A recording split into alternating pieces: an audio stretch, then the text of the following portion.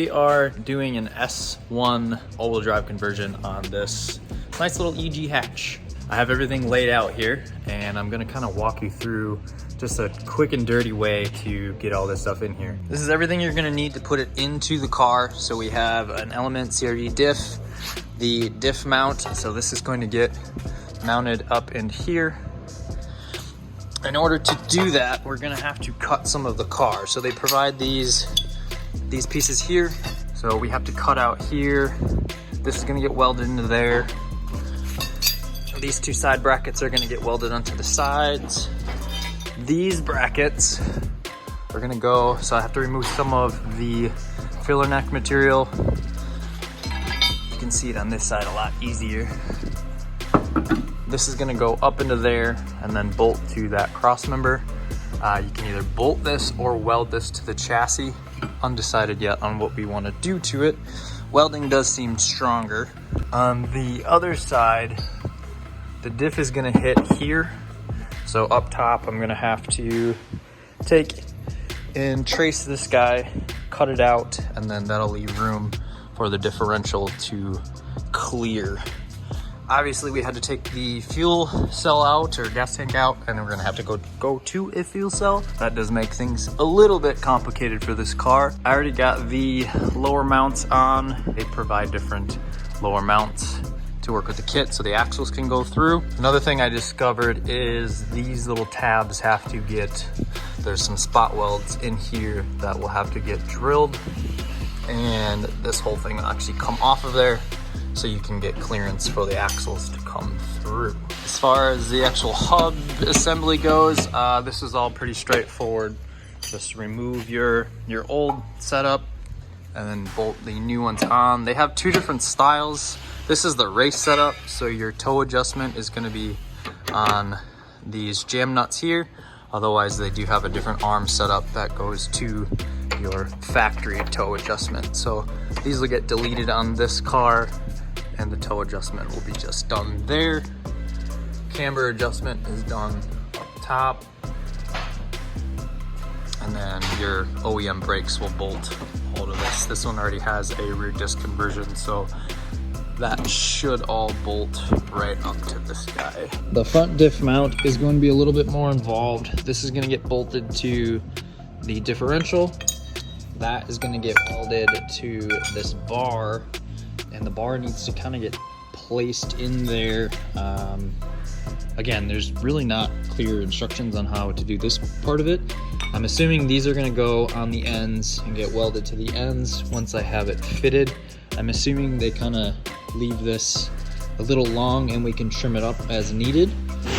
And ideally, we would bolt this in. But again, it might just be stronger to weld these pieces into the chassis and then unbolt the diff from the top. A little bit harder for serviceability, but it's going to be stronger if all this is welded into the car. And then these mounts are going to go up top right here and get welded to the bar like so. Spot weld drill bit will make your life a lot easier, but as you can see, all these are drilled out. Just tear that off. So now we'll have room for the drive shaft to go through there. Also got the center section cut out. What I did was use the piece that they provide, traced it on there, and then as always, cut as little as you can because it's easier to take away than add material, and that piece comes right out of there. Basically use a Sawzall to cut straight lines here, and then cut a relief with an angle grinder at the top where I could, and then use a Sawzall to just cut straight across. So that's what it looks like when it's cut. These guys will slide in there like that. I'm gonna go ahead and tack this piece in there, and then I'll get the top piece up, and I'll be able to cut out this from the upper side. I'll leave everything tacked until I know 100% that it's going to fit where it needs to be, and then weld it out once I confirm fitment is good.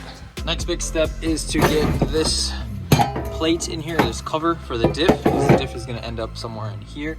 To make my life easier, I went ahead and drilled 2 holes so I can see exactly where that lower bracket's gonna be. I'll just butt it up to the holes, trace it, and start cutting everything out. Quick test fit of the diff. Everything clears. There's actually a lot of clearance for the cover. One thing you have to be aware of when you are mounting this is you can really get crazy with pinion angle. And as you can see, you could really get wild with it. So where you place this bar going across is going to be kind of critical. What I plan to do is take a 3-inch pipe, run it basically like straight into where the exhaust is. Make sure the diff is level with the chassis, and then just make sure I'm going to have clearance coming down this trans tunnel. I'm not sure what this customer wants to do with exhaust. We might have to get creative with that, but so far the diff kit is going together just fine. This is starting to look like a car. Everything is in its final spot, all bolted down. It is not painted. The customer did not want us to paint it yet. He's gonna have it powder coated at a later date. So I made everything reversible. On S1's site, they show these being welded in. I really don't like that because there's so much, it's so hard to get these in there that if you welded them, there's no way to get them back out, especially up top. These are kind of a pain to get in. I'm not gonna lie. Kind of struggled with these and getting them in there and getting them bolted in. Otherwise, everything else went pretty smooth. I got this bar all finished, TIG welded the mount to the actual bar, and then I have those capture nuts TIG welded to the frame. This bar actually unbolts and comes out super easy, which I'm happy about for any kind of serviceability. Not that you can't get to the bolts on top once it's in there. One thing we notice is there's an excessive amount of room up top here. Again, it's probably just because this kit is designed for so many cars that they make that work. I know there's a couple kits on the market. This is the first one I've dealt with, so I'm not sure what the other kits do. One other thing that you're gonna struggle with is these e-brake lines. Now this car had SI rear brakes. It was converted to SI rear brakes. And there's no provisions to actually bolt this on. So I will lower this down, take the wheel off, and show you what I did to make the e-brake functional on this car, because it is still a street car. So to make your e-brake work on this kit, what you're gonna have to do is take your brackets and flip them from side to side. So this was actually the left side bracket. And then what I did, you can see down there is some spacers. So go ahead and space that up. I also had to go ahead and file this down just a little bit to clear under there. Don't file it too much. Kind of makes a nice spot to zip tie your brake line up to as well, because you don't want that to hit. One other thing you guys have to make sure that you're aware of, and I'll handle this once I get it on the alignment rack, is how much play you have in your axle. If you bottom this guy out, your axles are basically just jammed end to end, and there's no play, which isn't good. You're gonna wear these out. So make sure you widen your track width. I'm gonna go ahead and do that once it's on the alignment rack, and then get it as close to this fender as possible without it actually being able to rub, so everything can work together correctly. Hey guys, I hope you enjoyed that little video.